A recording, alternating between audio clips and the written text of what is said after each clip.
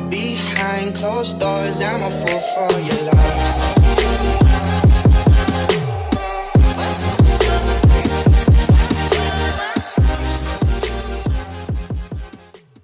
Hey everyone, it's Eric D. Sando. How are you? Thanks for attending my vlog or watching our vlog. I just want to quickly, first of all, congratulate the amazing Lele Pons, who I've never actually met, but I have worked with her partner, Hannah Stocking. So I've been tracking her career as well, of course, as Hannah's. And I just want to just quickly talk about how amazing these young women are.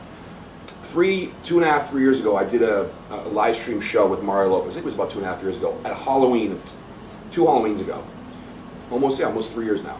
And I met Hannah during that period, and we had her come in and do some hosting for us. And she had very few followers on Instagram at the time. They had just started the Instagram video that we're doing now, and also YouTube, but they didn't have hardly any followers. They had been on Vine. Hannah wanted to make funny videos, and Lele also loves to do funny videos, so they started doing funny videos.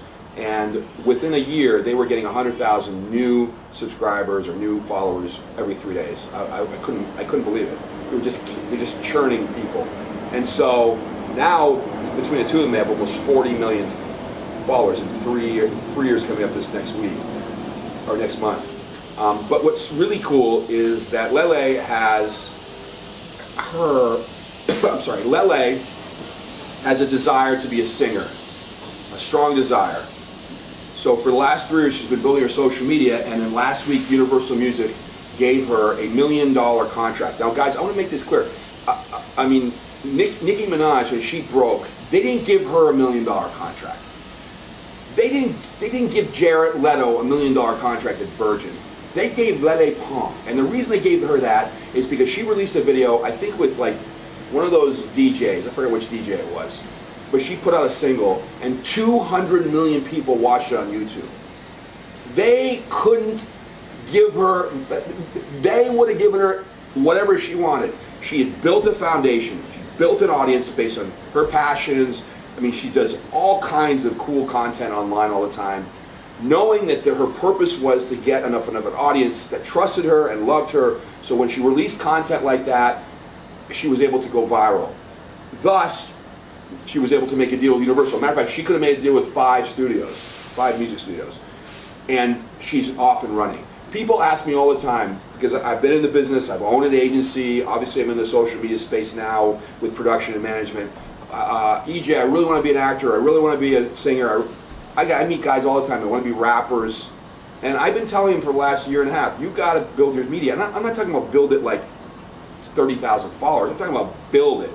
And the only way to do that is to dedicate all your energy and time into the space and really put your attention, because where your attention goes, energy flows.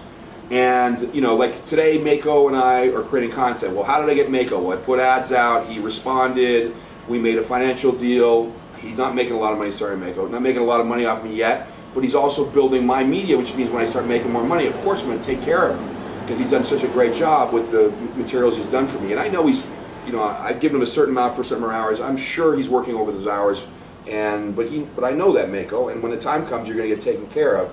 So I got a guy who trusts me, and we're working together, and he believes in me, and hopefully I'm inspiring him to do some of this stuff too, because I know he wants to be a, matter of fact, when the time comes, I'm going to introduce you to Jeff, and he wants to be a movie producer and make horror movies and other funny movies. So you got to find a team, you need to build an audience, and you need to be patient, and you need to do it every day. People say, well, what should I do? And I say, well, what can you give?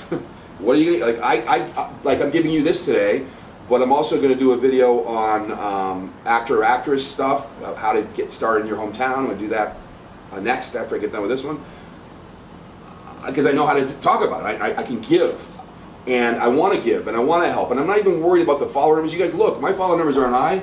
My YouTube follower numbers suck ass. But it's because I have to create enough content where people care, and then I can start to market and I'll grow it. But I got a 3-year plan. Him and I talked. We got a 3-year plan before we really. I don't expect to see any money for 3 years because I'm not doing it for that. And you know, I took some abuse in 2008 in the press because of working for Donald Trump and some issues with that. People watch my YouTube stuff and my Instagram stuff, and you know what? It's the greatest PR ever. They get to see me authentically, and people start trusting me, and I don't have to worry about some fool going online and talking crap, which, by the way, happens. I did a seminar this weekend, guys, where a girl came in, and she was insane.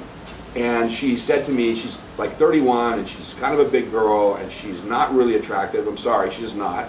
And she said to me, I'm making a lot of money in the business, and she said, I just replaced Anna Paquin in a new movie.